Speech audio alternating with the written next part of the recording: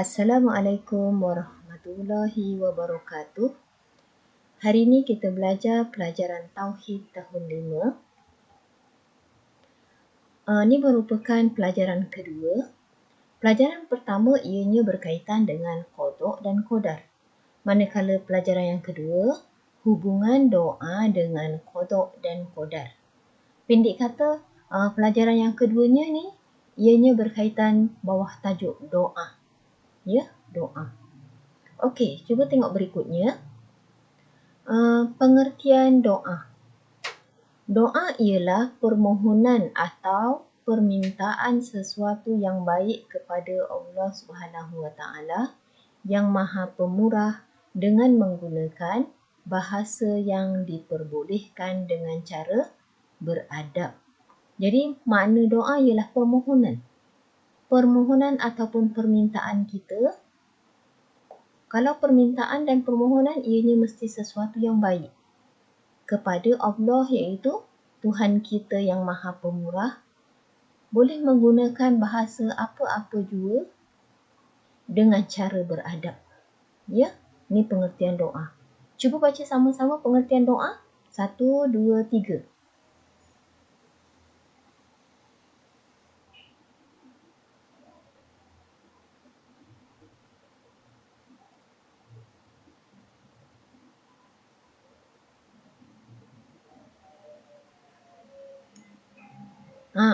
Pengertian doa ni merupakan perkara yang penting. Jadi, wajib bagi setiap pelajar untuk hafal erti doa. Erti doa daripada sini hinggalah habis. Ini tugas ibu ayah untuk mentasmik bacaan anak-anak berkaitan dengan pengertian doa. Ini si penting ya. Hafal erti doa. Cuba tengok peranan. Peranan ataupun tugas. Ataupun tujuan doa. Ni tu samalah tu. Peranan ataupun tugas doa. Peranan doa itu luas dan penting. Antaranya, ni yang pertama, yang kedua. Yang pertama, membentuk kehidupan seseorang, sama ada kehidupan di dunia maupun di akhirat. Jadi kehidupan kita ada kat dunia, ada di akhirat. Sekarang ni kita hidup di dunia. Esok apabila kita mati, maka masuklah dalam dunia akhirat. Jadi doa ni penting dalam kehidupan kita. Doa tu daripada bangun tidur, kemudian apa lagi? Masuk tandas ke, nak makan ke, lepas makan, keluar tandas. Lagi apa? Masuk masjid, keluar masjid. Apa lagi? Nak keluar rumah, masuk rumah. Tu merupakan ada doa-doa tertentu yang wajib kita baca. Sebenarnya apabila kita baca, kita mohon sesuatu tu kepada Allah supaya kita sentiasa dilindungi, sentiasa.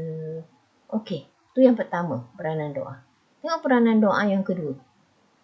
Seseorang yang berdoa dengan rasa rendah diri akan mengagungkan kekuasaan Allah di samping meletakkan satu harapan agar doanya dimakbulkan. Jadi, seseorang yang berdoa tu mesti merasa rendah diri. Kalau kita rasa tinggi diri, maka tidak bermakna doa tersebut. Sebab ada yang maha berkuasa, iaitu Allah Subhanahu Wa Taala. Kita sebagai hamba-Nya hendaklah berdoa dengan rasa rendah diri. Tidak meninggi diri. Kerana mengagungkan kekuasaan Allah. Harapan kita agar doanya dimakbulkan. Kita nak doa permohonan kita kepada Allah sentiasa dimakbulkan oleh Allah. Sentiasa dapat pahala.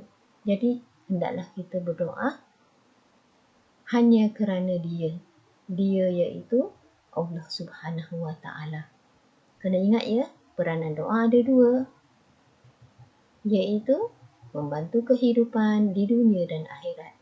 Yang kedua, berdoa dengan rasa rendah diri kerana Allah. Kita mengharapkan doa kita dimakbulkan.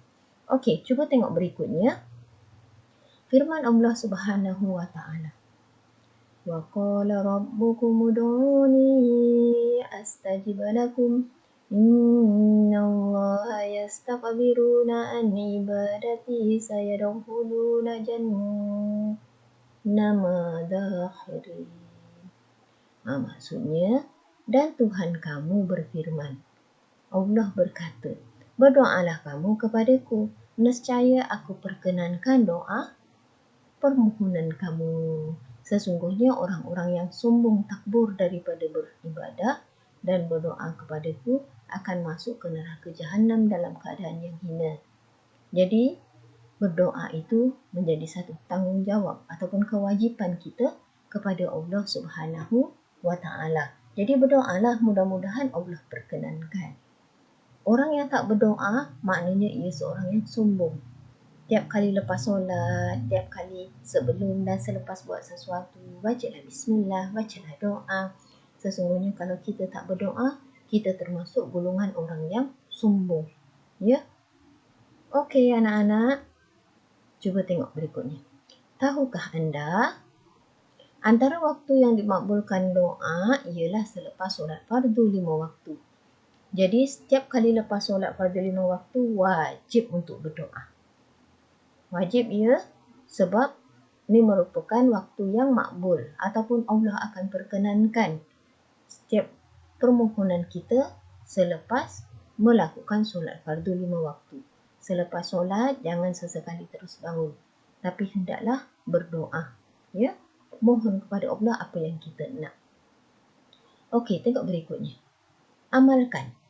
Sentiasa mendoakan kedua-dua ibu bapa kita, sama ada yang masih hidup ataupun yang telah meninggal dunia, dengan doa berikut.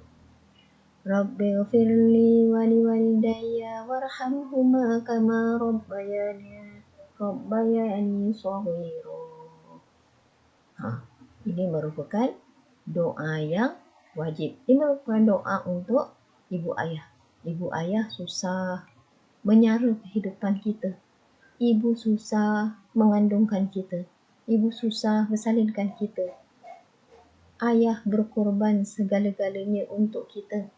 Apa jua yang dia buat kerja, dapat gaji, semuanya untuk kita.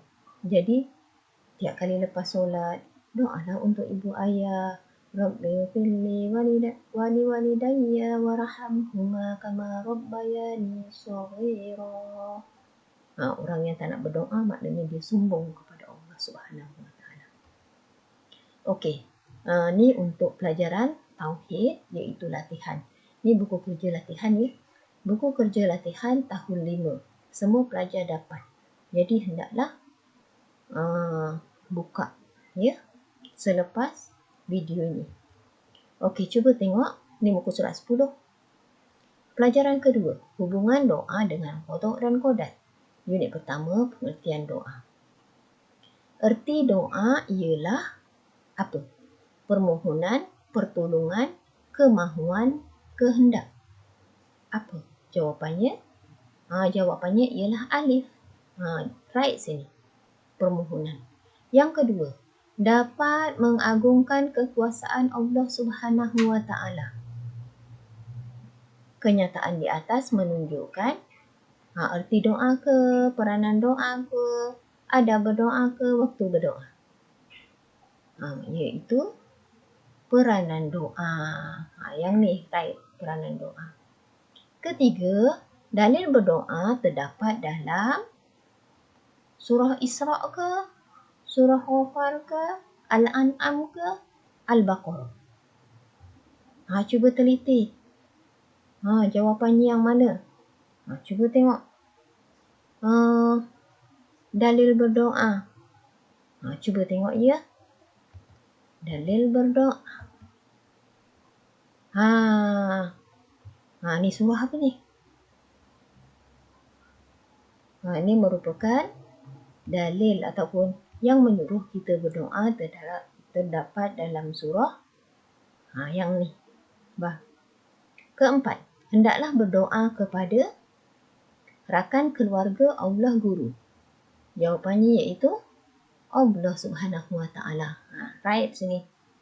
Yang kelima, orang yang sombong takbur daripada beribadah dan berdoa akan dimasukkan ke neraka, ke syurga, ke kubur, ke rumah. Yang mana jawapannya? Ke neraka. Okey, cuba tengok muka surat 11. Apakah pengertian doa? Tengok pada buku teks ia, erti doa. Kemudian 3 peranan doa. Cari. Yang ketiga, tulis dalil berdoa dengan lengkap. Ada dalam teks tadi tu. Yang keempat, tulis dengan lengkap doa kepada ibu bapa. Rabbighfirli wa liwalidayya warhamhuma kama rabbayani shaghira. Okey, cuba tengok ada lagi tak? Ada? Oh, tak ada. Cuma 2 muka surat sahaja. Muka surat 11 dan muka surat 10. Ini merupakan kerja kamu. Kalau dah hantar ke grup tele. Ya, jangan lupa. Tauhid tahun 5. Okey. Okey anak-anak, itu sahaja pelajaran untuk hari ini. Jangan lupa ada yang perlu dihafal. Ni doa untuk ibu ayah wajib dihafal. Ni. Jangan lupa waktu dimakbulkan berdoa ialah selepas solat fardu 5 waktu. Cuba tengok. Ni merupakan dalil menyuruh kita supaya berdoa. Kemudian ini merupakan peranan doa. Ini pun ada dalam dalam apa? Dalam soalan tadi. Dalam soalan tu ada 3 tau. Ini pertama, ini kedua. Ini pertama ke? Bukan, ini pertama. Ini tajuk. Ini pertama. Ini kedua. Ini yang ketiga.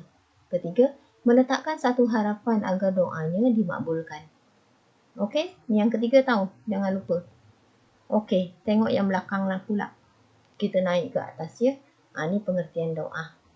Pengertian doa. Doa ialah permohonan ataupun permintaan sesuatu yang baik kepada Allah yang Maha Pemurah dengan menggunakan bahasa yang diperbolehkan dengan cara beradab. Okey, itu aja anak-anak. Mudah-mudahan apa yang kita pelajari hari ini disampaikan kepada keluarga, adik-beradik dan sebagainya. Jiran-jiran, kawan-kawan pun boleh. Ilmu yang ada bukan hanya untuk diri kita, tetapi Allah suruh sampaikan. Okay, anak-anak, jumpa lagi lain kali. Assalamualaikum warahmatullahi wabarakatuh.